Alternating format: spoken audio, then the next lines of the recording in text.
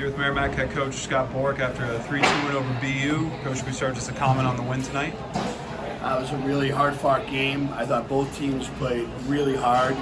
Actually, all three. The refs had a busy night too. I just thought it was an exciting college hockey game, and we were fortunate to get the third one. But I thought it was a great game. A lot of heavily contested pucks by both teams, and I thought we played well enough to win the game. We stayed on it, and when we got down initially, we stayed with it and came back and got right back to it. And so I really I like our team's ability to do that. Second week in a row, we've done that, and I think it's going to pay dividends down the road. They get the one power play goal, but for the most part, you guys were able to keep off the board there. They only had 3 shots too. I think the power play was buzzing coming into this weekend. What did you kind of see in the PK? I thought our guys and Coach Jewell did a really good job of preparing them. We were in a lot of shot lanes, and they move a lot, so it's really important that your guys are on top of that and that are working together as a unit. And I thought they did a really good job on that. And then on their shots, we did a good job of collapsing and not giving second shots. So it's a dangerous power play. It's not one you want to give 5 to. It might be one of the best we're going to play all year, and we gave them a lot of chances, but we were fortunate to get through those situations. And actually, the third period, that was a great kill. It might have been the end of the game. Durf and Harvey get on the board tonight. What's it like to get contributions from guys that aren't necessarily top line contributors? Well, it's funny. If I had the choice, if Durfling or Jandrick was going to have that breakaway, I would have chose Jandrick. But Durf made it look easy, So Durf's just a winner. He just is an absolute winner. Any situation, he's going to be a hard out no matter what situation he's in. Adam Arvids is a really good offensive player. He had a little struggle early in the game, took a penalty.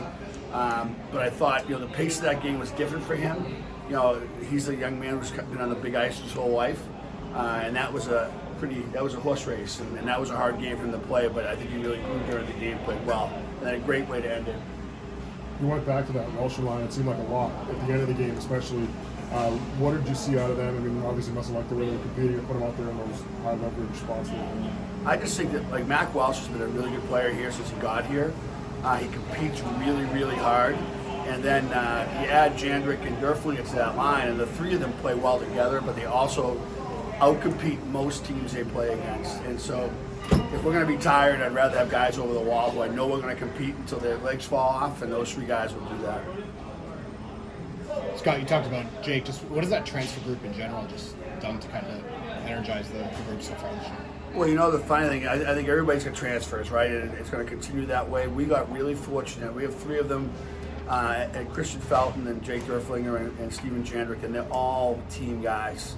And I think the fact that they came in here, came to Merrimack in the first place, and then just buckled the helmet and said, let's play.